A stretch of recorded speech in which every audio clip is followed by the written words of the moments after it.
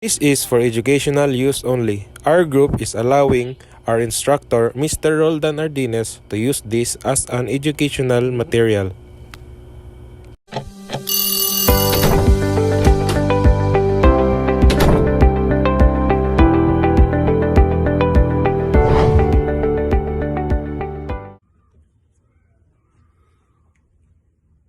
Good day, sir. I'm Cadet Bustamante, reporting about the gender. So, gender. Gender is a complex and multifaceted concept that refers to the social and cultural expectation and norms associated with being male or female. Gender influences how individuals are expected to behave, think, and express themselves within a given culture or society. So, historically, gender has been viewed as a binary concept, with individuals being assigned male or female based on their biological sex. However, this binary view of gender has been challenged in recent years within an increasing recognition of the diversity and fluidity of gender identities. Today, many individuals identify as non-binary, genderqueer, or transgender. Among other identities, gender influences many aspects of an individual's life, including their opportunities and experience in education, employment, healthcare, and relationship.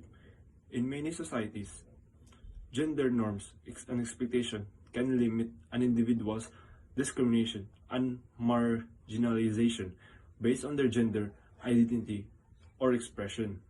So, gender also intersects with other aspects of individuals' identity, including their race, ethnicity, sexual orientation, and socioeconomic status. This intersection can compound the effects of discrimination and marginalization, creating unique challenges and barriers for individuals who face multiple forms of oppression.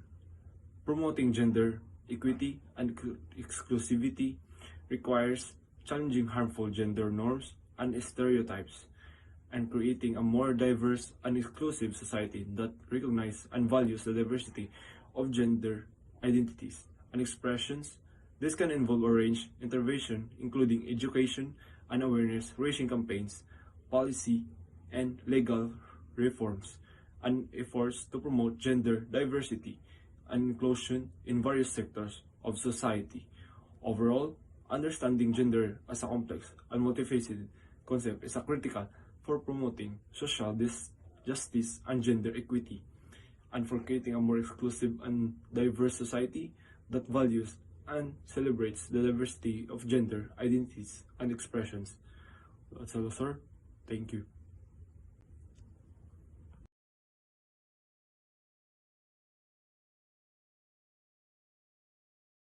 Good morning, sir. I'm here to discuss about sexuality. Sexuality is a complex and multifaceted aspect of human identity that encompasses a wide range of experience, behavior, and desires related to sexual attractions, arousal, and intimacy. Sexuality is shaped by a variety of factors, including biology, culture, and personal experience, and can manifest a variety of ways across different individuals and societies. Sexuality is an important aspect of human life and has significant implications for physical and emotional health, relationships, and social well-being. However, many individuals face barriers to expressing and exploring their sexuality, including stigma, discrimination, and social norms that restrict sexual expressions. Sexual orientation is one of important aspects of sexuality and refers to an individual pattern of romantic, emotional, and sexual attraction to others. Sexual orientation is typically understood to encompass a range of identities including heterosexual, homosexual, bisexual, pansexual, and asexual, and others. Gender identity and expression are also important aspects of sexuality and can influence an individual's experience of attraction and intimacy. Expression including discrimination and marginalization that can impact the experience of sexuality and intimacy. Sexual health is an important aspect of overall health and well-being. It includes not only physical health but also emotional, social, psychological well-being. Effective sexual health, education, and access to sexual health service are critical for promoting positive sexual experience and preventing negative outcomes such as unwanted pregnancies, sexualities, transmitted infections, and sexual violence. Promoting sexuality, equity, and inclusivity requires challenging harmful stereotypes and stigma related to sexuality and creating a more diverse and inclusive society that recognizes and values the diversity of sexual identities and expressions. This can be involve a range of interventions including education, awareness, campaigns, policy, and legal forms and efforts to promote sexual diversity, inclusion of various sectors of society. Overall, understanding sexuality as a complex and multifaceted aspect of human identity is critical for promoting sexual health and well-being. That's all for sexuality.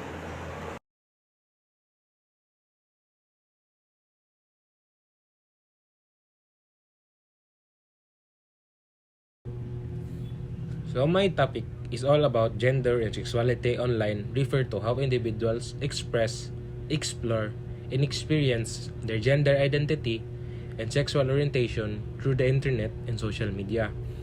The internet and social media have created new opportunities for individuals to connect with each other who share similar experiences and identities, and to explore different aspects of their gender and sexuality.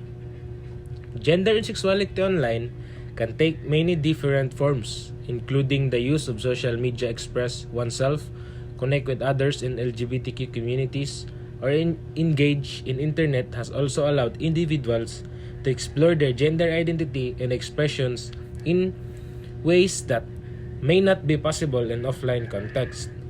However, the online landscapes can also present unique challenges and risks. Discrimination, harassment, and harmful stereotypes can all contribute to a hostile environment that can impact individuals' mental health and well-being.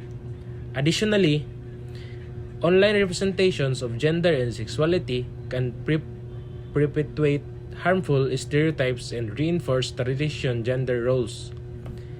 It is important for individuals to be aware of the potential risks and opportunities of online interactions related to gender and sexuality and to take steps to protect themselves from negative interactions online.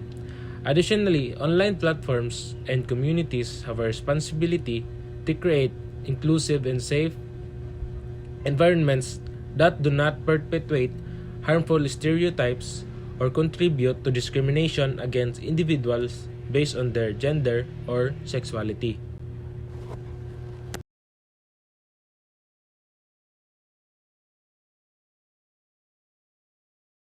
Everyone, I am Cadet Cyril Alain M. Deltario, and for my topic is all about gender and sexuality representation online.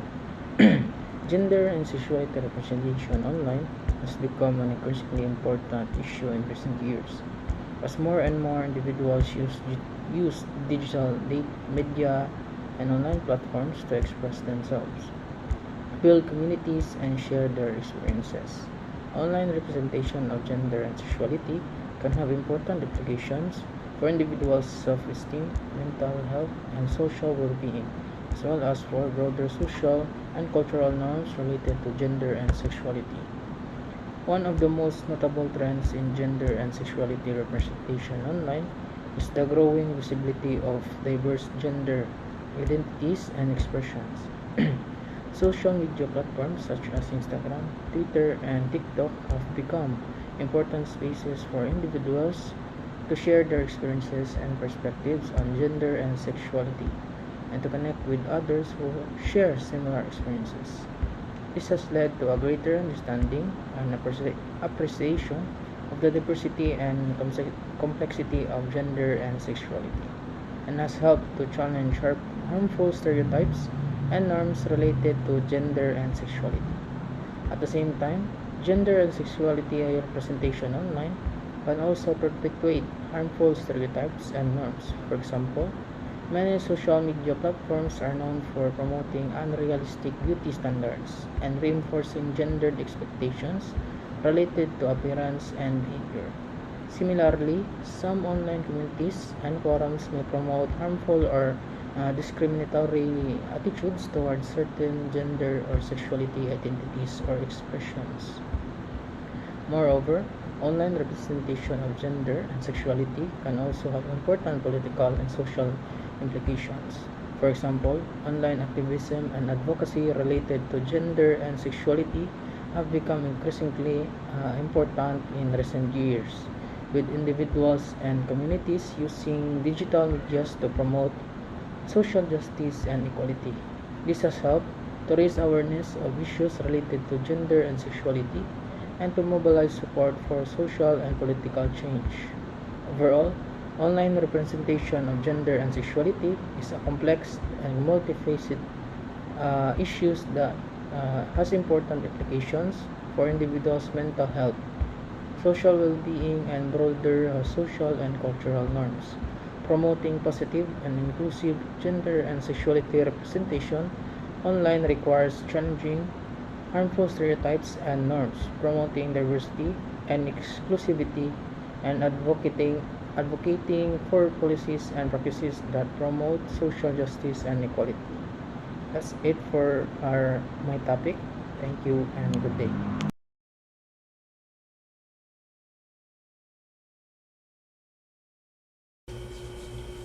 The impact of online interaction on offline behavior. The impact of online interaction on offline behavior related to gender and sexuality is a complex and multi-faced issue. Online interactions and representations of gender and sexuality can have important implications for individual self-esteem, social identity, and mental health, as well as for their offline behaviors and attitudes. One important way that online interactions can impact offline behavior related to gender and sexuality is through the normalization and reinforcement of certain gendered or sexual behavior or attitudes. For example, exposure to pornography or other sexual contents online may influence individuals' attitudes and behaviors related to sexual activity, leading to more permissive attitudes toward risky sexual behaviors or objectifications of others. Similarly, exposures to harmful stereotypes or discriminatory attitudes online reinforce negative attitudes and behaviors related to gender and sexuality offline, such as gender-based violence or discrimination. At that time, online interactions related to gender and sexuality can also have positive impacts on offline behavior. For example, exposure to diverse representations of gender and sexuality online promote more inclusive and accepting attitudes and behavior offline. And online support communities may provide individuals with valuable resource and support for coping with stigmatized identities or experience. Moreover, online interactions related to gender and sexuality can also have important political and social implications for offline behavior.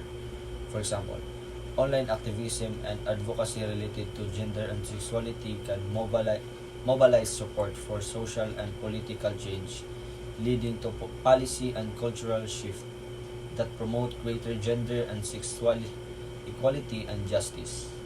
Overall, the impact of online interactions on offline behavior related to gender and sexuality is a complex and multi-faced issue that requires careful consideration and attention. Promoting positive and inclusive online interactions related to gender and sexuality is important not only for promoting individuals' well-being and mental health, but also for promoting broader social and cultural change toward greater gender and sexual equality and justice.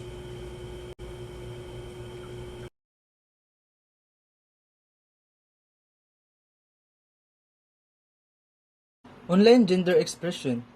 Online gender expression refers to the ways in which individuals use digital media and online platforms to express their gender identity and explore different aspects of their gender expressions.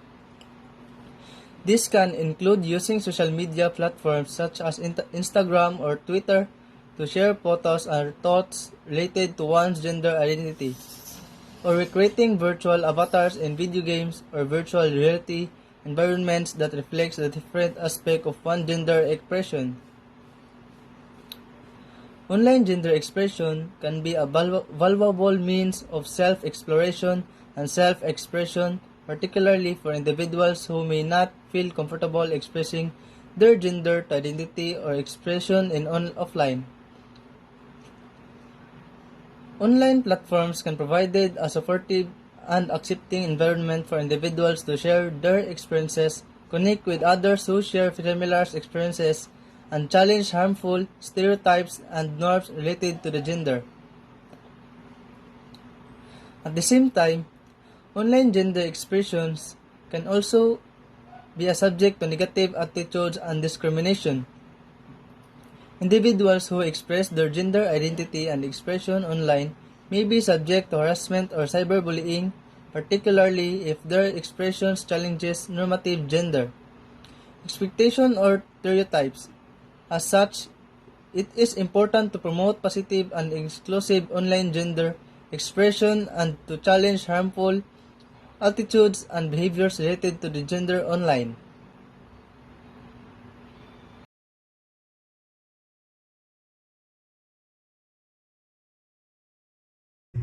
Hi everyone, I am Giancarlo Funares. My topic is all about gender and sexuality in online gaming. Gender and sexuality in online gaming is a complex issue that has gained increasing attention in recent years as gaming has become more popular and mainstream. For entertainment, online gaming environments can be both supportive and challenging for individuals who identify LGBTQ or who have diverse gender identities or expressions. One of the most notable aspects of gender and sexuality in online gaming is the prevalence of harmful stereotypes and discriminatory attitude toward LGBTQ plus individuals. Many games feature male-dominated environments and hyper-masculine representation of male characters, which contribute to the marginalization and exclusion of LGBTQ individual and reinforce harmful gender stereotypes. Moreover, online gaming environment can also be subject to harassment and hate speech with LGBTQ individual of offense being targeted of this discrimination or violence. At the same time, online gaming environments can also provide valuable opportunities for individuals to explore and express their gender and sexuality. For example, many games now feature diverse representation of gender and sexuality. Supportive environment online gaming communities can also provide sense of belonging and support of individuals who may not have access to supportive communities in offline settings. Overall, promoting positive and inclusive representation of gender and sexuality in online gaming is an important issue that requires careful consideration and attention. This includes challenging harmful stereotypes and norms related to gender and sexuality, promoting diversity and inclusivity, and advocating for policies and practice that promote social justice and equality. It is also important to provide resources and support for individuals who may be subject to discrimination or harassment in online gaming environments and foster positive and supportive online gaming communities that celebrate diversity and inclusivity. That's all. Thank you.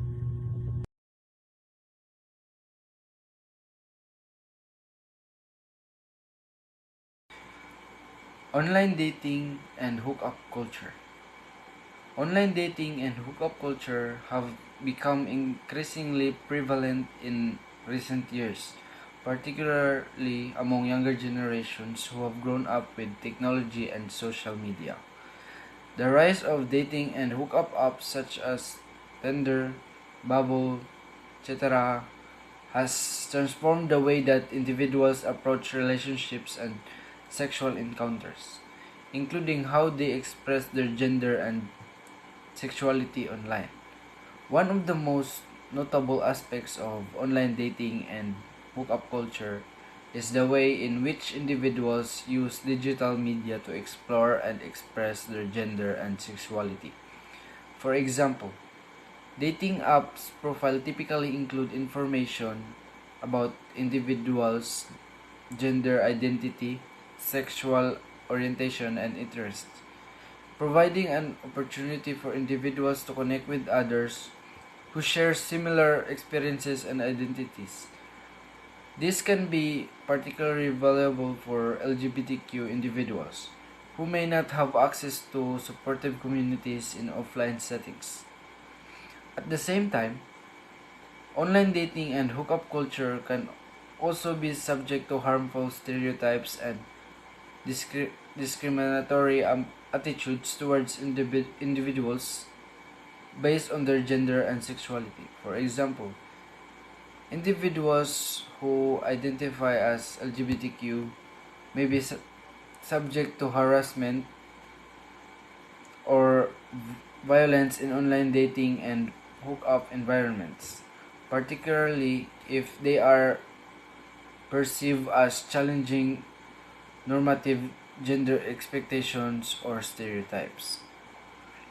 Moreover, hookup culture can reinforce harmful gender norms and contribute to the objectification of individuals, particularly women and individuals with marginalized gender identities. Overall, online dating and hookup culture have both positive and negative implications for individuals, experiences, and expressions of gender and sexuality. Promoting positive and inclusive online dating and hookup culture requires challenging harmful stereotypes and norms related to gender and sexuality for policies and practices that promote social justice and equality. It is also important to provide resources and support for individuals who may be subject to discrimination or harassment in online dating and hookup environments, and to foster positive and supportive online communities that celebrate diversity and inclusivity.